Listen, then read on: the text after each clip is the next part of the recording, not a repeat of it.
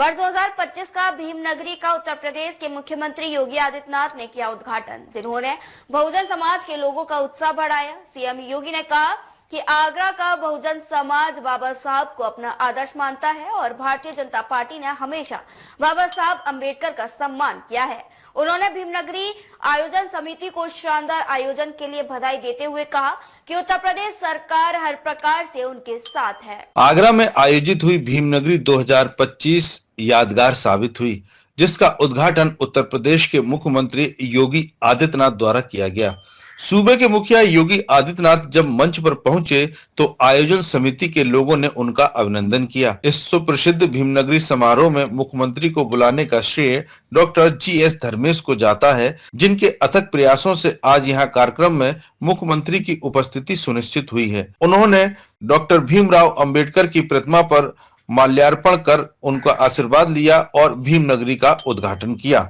इस मौके पर केंद्रीय समिति के अध्यक्ष धर्मेंद्र सोनी और डॉक्टर GS धर्मेश ने मिलकर सीएम योगी को पगड़ी पहनाई और डॉक्टर रामजीलाल और क्षेत्रीय समिति के अध्यक्ष विजय सिंह करदम ने स्वागत किया। इसके बाद Kanshiram inter college Deori road के बच्चों ने सुंदर नृत्य प्रस्तुत कर ताजनगरी में सीएम योगी की भव्य अगवानी की।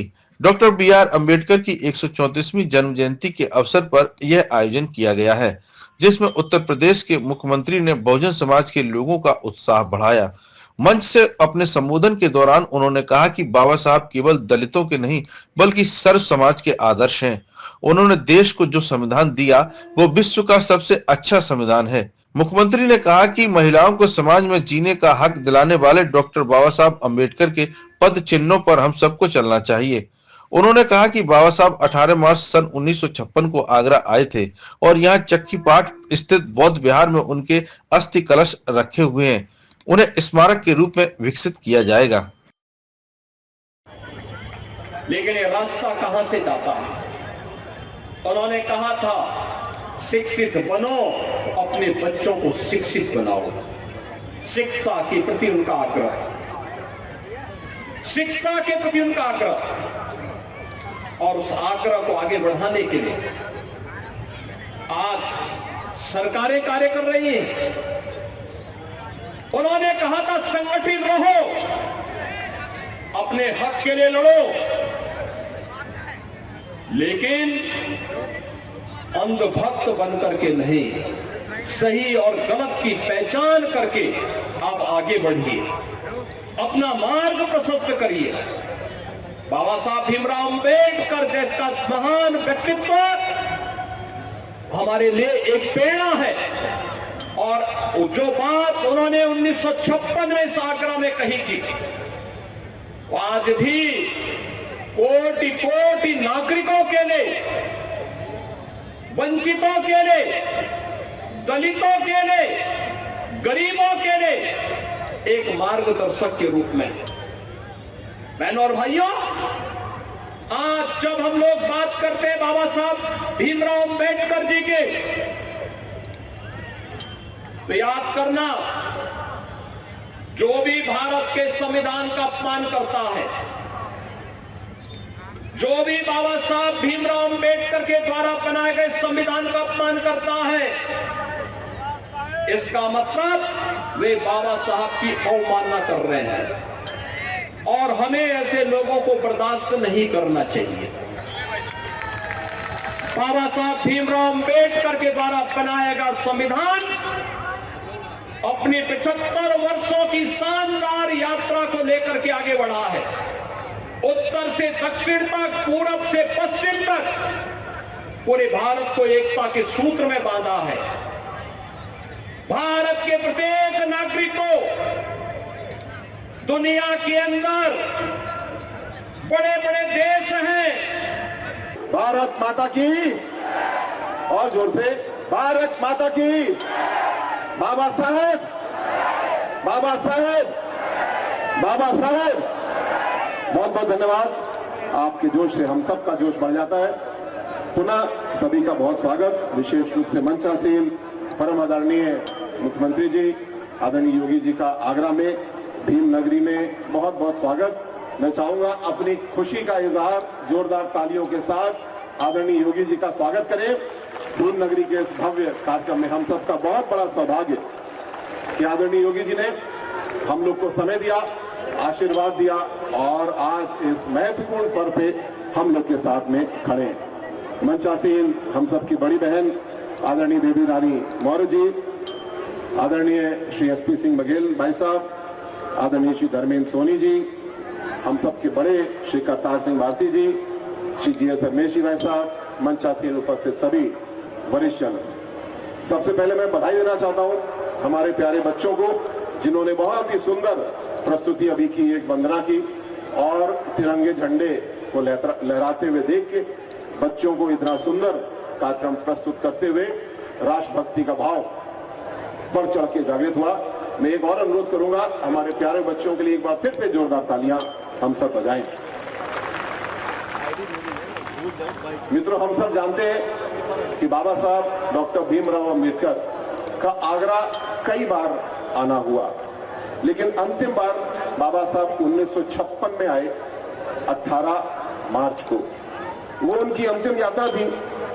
शेड्यूल्ड कास्ट फेडरेशन का 15वां अधिवेशन था।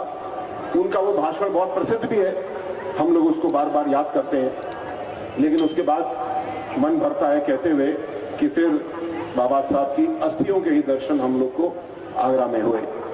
अपने संबोधन के दौरान मुख्यमंत्री योगी आदित्यनाथ अपने चिर परिचित अंदाज में नजर आए। मंच से उन्होंने कांग्रेस और सपा को भी घेरने का काम किया, तो वहीं ममता दीदी पर भी जुबानी हमला बोला। इतना ही नहीं, मुख्यमंत्री योगी आदित्यनाथ सामाजिक मंच से अपनी राजनीतिक उपलब्धियां गिनाना नहीं भूले। उन्होंने डबल इंजन की सरकार की अनेक उपलब्धियां भी भीम नगरी के मंच से जनता को बताई, मगर ताज्जुब की बात यह रही कि उन्होंने बसपा के खिलाफ एक शब्द नहीं बोला। तो कौन लोग थे जिन लोगों ने बाबा साहब को उनकी योग्यता के बावजूद और सबसे योग्य सदस्य होने के बावजूद जिन्होंने विदेश अर्थनीति से संबंधित समितियों में स्थान नहीं देने दिया? कौन लोग थे जो बाबा साहब को परास्त करने की साजिश का हिस्सा बने थे? उन्हें 1970 में पद्म पुरस्कार से सम्मानित कर रहे थे। ये कोई और नहीं थे, ये वही कांग्रेस है जिसके आज के नेता कथित संविधान की प्रति लेकर के जनता को बेवकूफ बनाने का काम कर रहे हैं। ये वही कांग्रेस है जिसने बाबा साहब भीमराव अंबेडकर के द्वारा बनाए गए संविधान को समय समय पर अपमानित करने का काम किया। कौन नहीं जानता है बाबा साहब के द्वारा बनाए गए संविधान की प्रस्तावना को बदलने का काम कांग्रेस ने किया था। यानी प्रस्तावना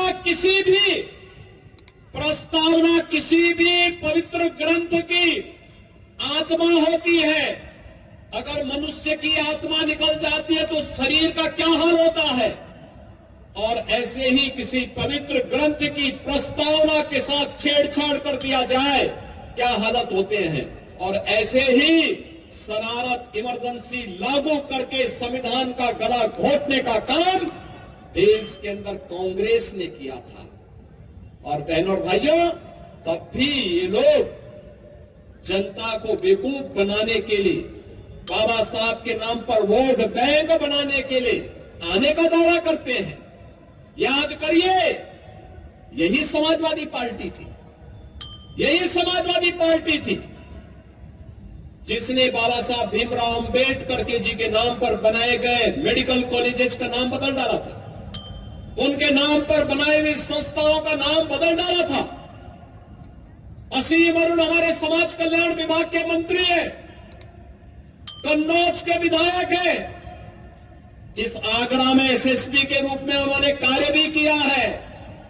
और जब इन्होंने मुझे जानकारी दी कि समाजवादी पार्टी ने पाप किया था, मैंने कहा उसी कन्नौज में जाकर के फिर से वहां के गवर्नमेंट मेडिकल कॉलेज का नामकरण बाबा साहब के नाम पर करेंगे। और बहनों और भाइयों, मुझे प्रसन्नता है कि हमारी सरकार ने बाबा साहब के नाम पर फिर से उस स्मारक, वहां पर उस मेडिकल कॉलेज का नामकरण किया।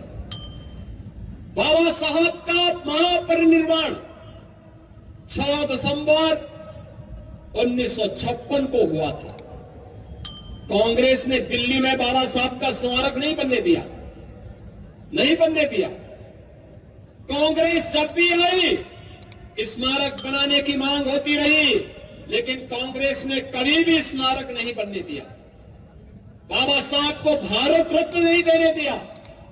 कांग्रेस की पीढ़ियों के लिए तमाम कांग्रेस के नेहरू गांधी परिवार के सदस्यों के लिए 50-50 एकड़ के स्मारक बनाए गए, लेकिन बाबा साहब के नाम पर 1 इंच जमीन भी इन्होंने कांग्रेस ने दिल्ली में नहीं देने दी गई।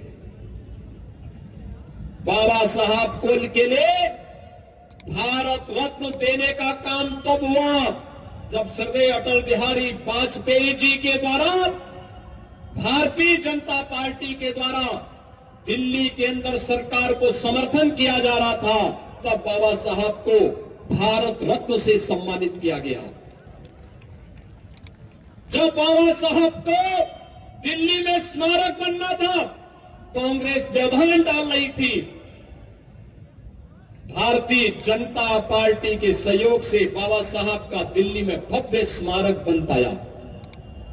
बाबा साहब की जन्मभूमि मऊ मध्य प्रदेश हो, बाबा साहब के द्वारा उच्च शिक्षा इंग्लैंड के जिस भवन में ली गई थी, इंग्लैंड के उस भवन को बाबा साहब के स्मारक के साथ साथ भारत से जाने वाले अनुसूचित जाति जनजाति के छात्रों के लिए उच्च शिक्षा का अध्ययन का केंद्र बनाने और स्कॉलरशिप की व्यवस्था ये प्रधानमंत्री मोदी जी के द्वारा किया गया।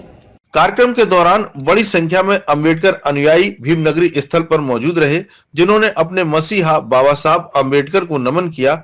इस अवसर पर केंद्रीय राज्य मंत्री professor SP Singh Baghel, cabinet मंत्री योगेंद्र उपाध्याय, ठाकुर जयवीर सिंह, स्वतंत्र देव सिंह, बेबी रानी मौर्य, धर्मवीर प्रजापति के अलावा सांसद राजकुमार चाहर, नवीन जैन, एमएलसी विजय शिवहरे, विधायक पुरुषोत्तम खंडेलवाल, डॉक्टर धर्मपाल सिंह, उत्तर प्रदेश महिला आयोग की अध्यक्षा बबीता चौहान, जिला पंचायत अध्यक्ष मंजू भदौरिया, महापौर हेमलता दिवाकर के अलावा भीमनगरी आयोजन समिति के संरक्षक एडवोकेट करतार सिंह भारती, श्याम जरारी, इंजीनियर महेश चंद्रा आदि लोग मौजूद रहे, जबकि ऋषि कुमार सिंह ने इस कार्यक्रम का शानदार संचालन किया। डीजी महाराजा न्यूज के लिए दीपक राज की रिपोर्ट।